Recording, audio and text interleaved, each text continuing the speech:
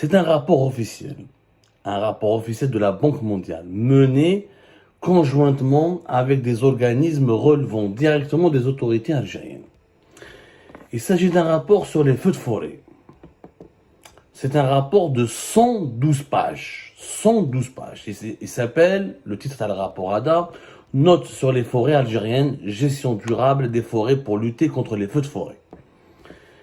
La Direction générale de la protection des forêts, ou la Direction générale des forêts, a participé, contribué directement à la rédaction de ce rapport. Le contenu de ce rapport a été approuvé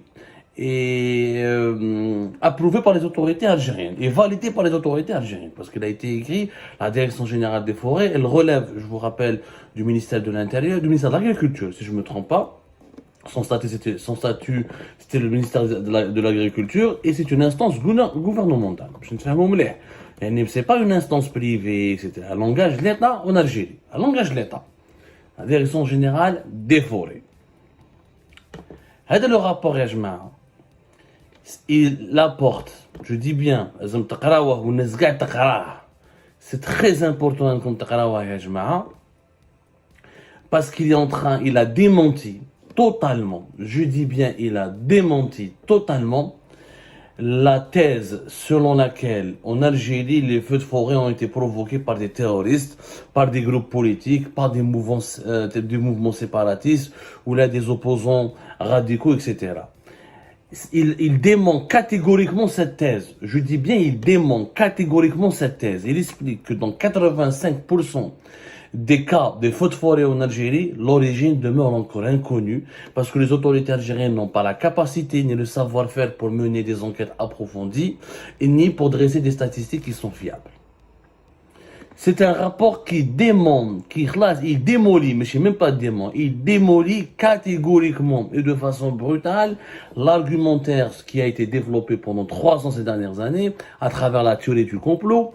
Le feu de forêt en Algérie, c'est le Maroc, on va dire que c'est Israël, on va dire que non, c'est des opposants à l'achat de l'Allemagne, on va dire que non, c'est des groupes, des lobbies, les spéculateurs, les commerçants qui sont contre la gestion économique du pays, on va dire que c'est la mafia, on va dire que c'est le nostalgique du régime de Bouteflika, on va dire que c'est l'Aïsaba al-Qadima, tout ça est totalement faux. Que dit ce rapport? Je cite. Pour la période de 2000 à 2020, les données disponibles officielles montrent que la part des feux de forêt d'origine inconnue serait de 85%. Sur le total des feux de forêt déclarés, la part des feux de forêt intentionnels, difficilement identifiables, serait estimée à 6% uniquement. 6% uniquement. 85% des feux de forêt sont d'origine inconnue en Algérie.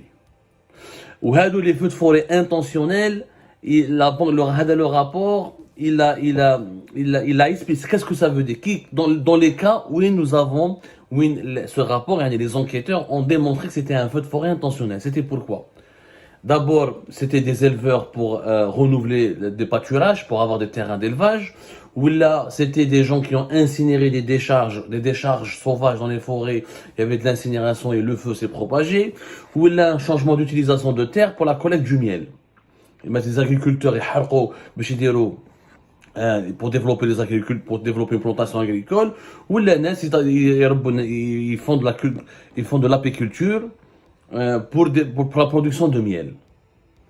Les raisons intentionnelles qui ont été listées, et je dis bien, par des spécialistes de la Banque mondiale, avec les responsables et les enquêteurs de la Direction générale des forêts. Et les Algériens, les autorités algériennes ont encore une fois pleinement participé à ce rapport. Il n'y a aucun motif qui a été déterminé par ce rapport de 112 pages et qui a été un rapport établi par des spécialistes qui est relative ou là, qui évoque une considération politique ou là, une considération idéologique. Makesh, aucune preuve, ni aucun fait, ni aucun indice, ce sont des mouvements politiques qui ont enclenché les feux de forêt depuis 2001, 2021 ou 2023. Je rappelle qu'en 2023, il y avait déjà une trentaine de morts. En 2001, c'était le bilan le plus catastrophique. Le bilan officiel s'était arrêté à 103 morts. Mais plusieurs sources locales contestent ce bilan. Il n'a jamais été rendu. D'ailleurs, le bilan officiel public, la nature totale des dégâts, l'exposé complet des faits, des dégâts, des feux de forêt qui ont ravagé 14 wilayas en 2021, mais surtout la Kabylie avec les grandes wilayas de Kabylie, de Bchaya et de Tizi Ouzou. 103 morts, et encore une fois, le bilan n'a jamais été démontré ni prouvé. Plusieurs sources locales affirment que c'était beaucoup plus que cela. En 2021, en 2022, c'était, rappelez-vous, 54 morts. Donc, il y a quand même ces 3 dernières années, عشنا العجب يا جماعة. عشنا vraiment العجب. يعني en 2023, c'était 34 morts, dont 10 militaires. Chaque fois, nous avons des dizaines de morts. Et ça coïncide avec les épisodes de grandes canicules et de renforcement des effets désastreux du réchauffement climatique qui ébranlent l'Algérie depuis 2021, comme de nombreux pays du bassin méditerranéen, comme la Grèce, comme la Turquie, comme l'Espagne, ou là, l'Italie, même le sud de la France.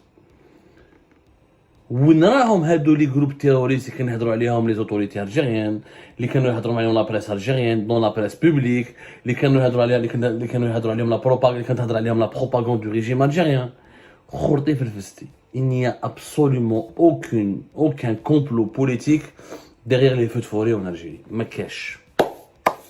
C'est du réchauffement climatique, c'est les conséquences de la sécheresse, c'est les conséquences de la mauvaise gestion de nos forêts. On n'arrive pas à protéger nos forêts. Il y a des constructions sauvages, il y a des décharges sauvages, il y a des agriculteurs qui n'ont pas de terrain, faute d'accès aux fonciers agricoles, qui essaient d'investir la forêt pour développer des plantations agricoles. Ou ça. Tout ça, c'est de la mauvaise gestion et c'est de la mauvaise gouvernance. Il n'y a absolument pas, je le répète et je le dis, ce rapport est clair là-dessus, pas le moindre indice, pas la moindre preuve. Il n'y a absolument aucun feu de forêt qui a été déclaré en Algérie pour des objectifs politiques ou pour des considérations politiques ou pour des intentions politiques. Mais cache, elle n'existe pas. Elle dit la théorie qui a été inventée par le régime algérien, elle est nulle, totalement nulle et totalement fausse. On a voulu manipuler les Algériens et les Algériens. Ni plus ni moins. Pour masquer un petit peu l'incapacité, l'incompétence de ce régime à gérer nos forêts. Alors, quelques informations quand même.